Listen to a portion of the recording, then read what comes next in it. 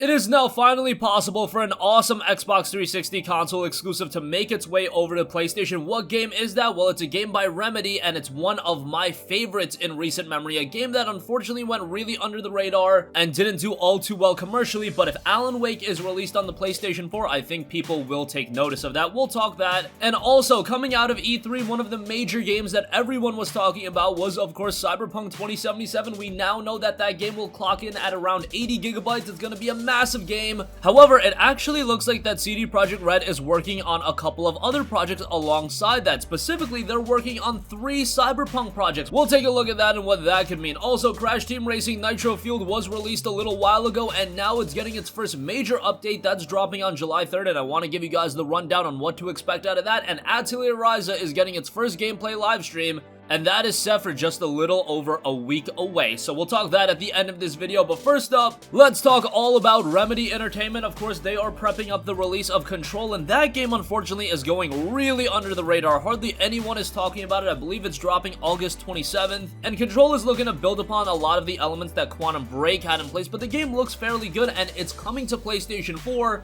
which we couldn't say about Quantum Break. While Quantum Break was released on the Xbox PC as a Microsoft-published title, it was relegated to those 2 platforms. It never made it out of that, and it was never released on the PlayStation 4. Also, a game that was never released on a PlayStation platform was Alan Wake, a game that I really enjoyed. It was released back in May of 2010, and it was a great atmosphere and story-driven third-person shooter with some great visuals. Unfortunately, it was priced at a full $59.99, and the game was around 6 to 7 hours long. It wasn't long at all. You did have a couple of DLC packs that added a few hours of gameplay, but that came after the initial release, and 6 to 7 hours of gameplay for $60, that's just not gonna fly with a lot of people, and unfortunately, from a commercial standpoint, it didn't do all too well, but critically, it was received fairly well. It was originally released as a 360 exclusive, got a second win for its PC release. The PC release did pretty well, and now Remedy has gained the publishing rights for Alan Wake, and they could theoretically bring the game to the PlayStation 4. Remedy says it could bring Alan Wake to different platforms, and when asked by GameStop what this meant for the future of the franchise, Remedy replied, quote, "The only thing we want to clarify now that Remedy owns the publishing rights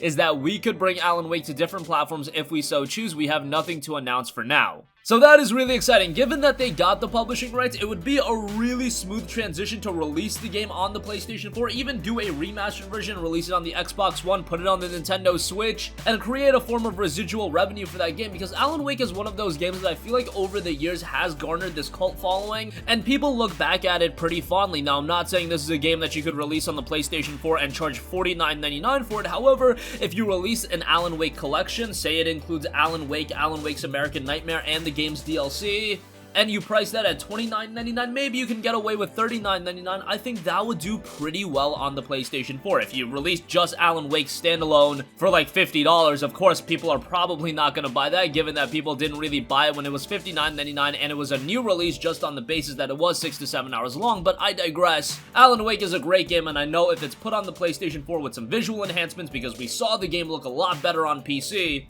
I think it could resonate really well, and some people would check it out. Am I saying that it's going to sell millions upon millions of copies? No, but look at the THQ Nordic model. Sometimes re-releasing these hidden gems and underrated classics, they could do rather well from a financial standpoint. They're not going to sell incredibly well, but the investment to actually get them out on the market, that's pretty low, and I'm hoping Remedy is looking at that for Alan Wake, and it seems like if they have gotten the publishing rights, that's something that they are going to look at, especially if Control underperforms from a financial standpoint. They'll want to make some financial gains on a game like an Alan Wake remaster. But all of that is speculation at this point. Just know that if they wanted to, Remedy could bring Alan Wake to PlayStation platforms. Moving on from that, again, coming out of E3, Cyberpunk 2077 was one of the standout games. It is looking to be a tremendous game, and CD Projekt Red has really only put out great games. When you look at The Witcher 3, even The Witcher 2, those games were excellent, and now everybody's looking forward to Cyberpunk 2077 come April. However, CD Projekt Red is hard at work on a couple of other titles. Specifically, they have 3 games in development right now, and it was noted to be 3 Cyberpunk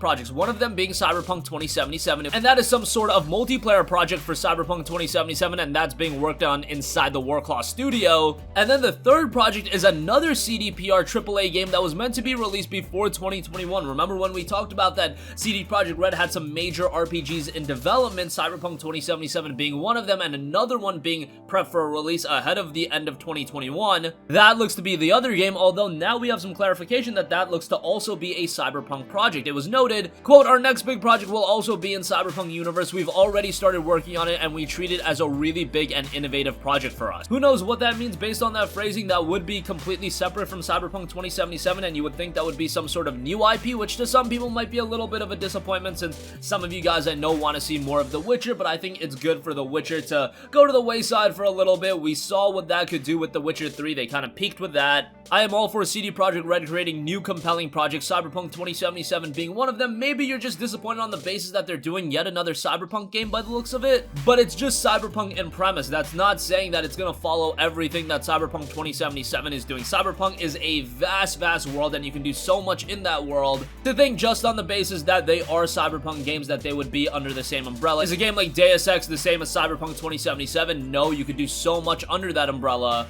And that's what I imagine that CD Projekt Red is going for, but they've got a lot of projects in the works, and that is incredibly exciting. Okay, next up, Crash Team Racing Nitro Fuel just released, and it's got its first major update lined up for July 3rd. So there were a couple of issues with the game, specifically save data corruption issues that should be remedied. PlayStation 4 players have identified that your save data file has a chance to corrupt if the data for race ghosts and time trials becomes too large. This has impacted players who complete many time trial races. We've been working to properly fix the issue, and it will be addressed in this patch. In the meantime, we recommend that PlayStation 4 players avoid playing time trials as a preventative measure. They also noted that introduction of Grand Prix content, introduction of online leaderboards, online updates, user interface improvements, Wumpa coin earn rate, character icons, patches, issues of notes, and a lot of other updates will be included as well. Crash Team Racing Nitro Fueled. If you want a quality arcade racer, Crash Team Racing Nitro Fueled really fits the bill, and it comes at a budget price point of $39.99, which I thought was great. Has a decent amount of content, a lot of fan service here, so definitely give that a look if you have yet to, and the first major update will be dropping July 3rd.